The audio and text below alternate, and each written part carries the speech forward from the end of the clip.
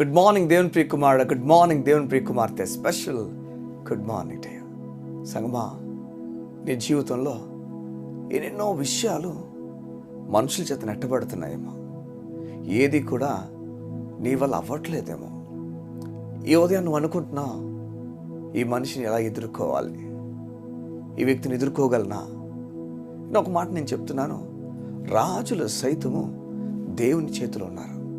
నువ్వు అనుకుంటున్న ఈ వ్యక్తిని ఎలా ఎదుర్కోవాలని దేవునికి సమస్తము సాధ్యమే. నువ్వు అనుకుంటున్న ఏవైతుందో అది జరగదు, నువ్వు కంగారు పడద్దు. నీ దేవుడు మార్చబోతున్నాడు.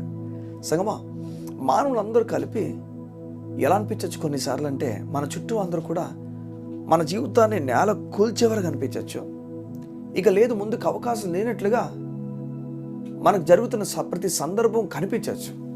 నీకు మాట నేను చెప్తాను, జాగ్రత్త వినండి. యేసయ్యను మానవులందరూ కూడా ఇష్టాసారంగా ప్రవర్తించి సిలువకు మేకులు వేసేసారు, కాలుకు మేకులు వేసేసారు, సిలువ మోయించారు, ఇష్టాసారంగా వీపును దున్నేశారు.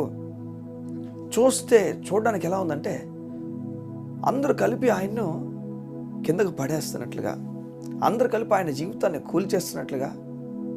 కొన్నిసార్లు మన జీవితంలో కూడా అలాగే అనిపిస్తుంది. ఎలా అంటే, మనుషులందరూ కూడా మన జీవితం నేలకు కూల్చేస్తున్నట్లు. ఓ మాట అవును, మన జీవితంలో అలా నేలకు కూల్చే ఒక రోజు ఉంటే, నేను చెప్తున్నాను, జాగ్రత్తగా వినండి. తిరిగి లేచిన యేసు ప్రభు అనుభవమైన ఒక రోజు నీకు ఉండబోతుంది.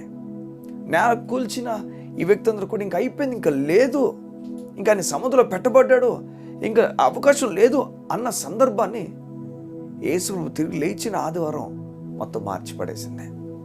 నీకు అర్థమవుతుంది ఉదయాన్న, ఇంకా అయిపోయింది అన్న జీవితాన్ని దేవుడు మార్చగలడు.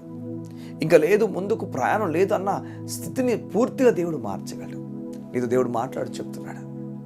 ఏవైతే నీ చేయి దాటిపోయావో, ఏవైతే ఇంక బ్లాక్ అయిపోయాయో, ఏవైతే మనుషుల చేతిలో ఉందనుకుంటున్నావేమో, ఏదైతే ఇంక లేదు, ఇదంతా కూడా నేర స్థాపనకి వెళ్ళిపోతుంది.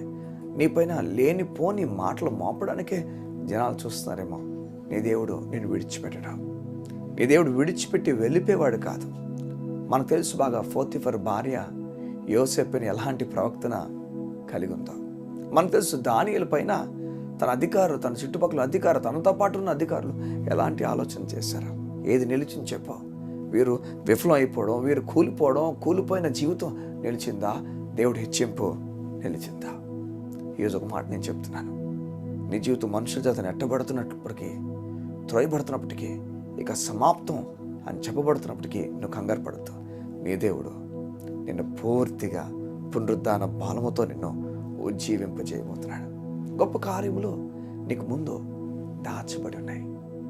ఓపిక కలిగి ఉండు, నిరాశ పడద్దు. నీ జీవితము నిరీక్షణ కలిగిన జీవితం మర్చిపోక, నీ జీవితము నిరీక్షణ కలిగిన జీవితం. పెద్ద తుఫాను వచ్చి, వరద వచ్చి నేను ముంచేస్తున్నప్పటికీ నీవు ఏ నామము చేత పేరు పెట్టబడ్డావు మర్చిపోక, నీకు ఏ నామము తోడుందో మర్చిపోక, సముద్రంలో ఇంకెవరు లేరు, నేను రక్షించే నాథుడు లేని సమయంలో కూడా గుర్తుపెట్టుకో, యేసయ్య నీ పట్ల ఉన్నాడని. ఘోర తుఫాను మధ్యలో యేసయ్య నీతో ఉన్నాడు. యోదేమున నేను చెప్పడానికి ఇష్టపడుతున్నాను, ఎంత మనుషులు నెట్టబడుతున్న వ్యక్తి అయినప్పటికీ నెమ్మది కలిగి దేవుని వైపు చూడ. ఆ దేవుడు నేను గొప్పగా నడిపించబోతున్నాడు. కళ్ళు మూసుకుంటావా? యోధి నీ గురించి ప్రార్థన చేయడానికి ఇష్టపడుతున్నాను. మా ప్రియ పరలోకపు తండ్రి, నీ బిడ్డలకు నెమ్మదిని, ధైర్యము, సమాధానము నేర్పించండి. వారి జీవిత విషయాల్లో దేనికి కంగారు పడకుండా నీ మీద ఆధారపడడం నేర్పించండి. అయా, చెరలో ఉన్న వారికి విడుదలని చెప్పావు, గుడ్డివారు చూపు పొందుతారని చెప్పావు, అయా కుంటివారు నడుస్తారని చెప్పావు. నీ బిడ్డలకు మేలు ఇప్పుడు జరుగును గాక.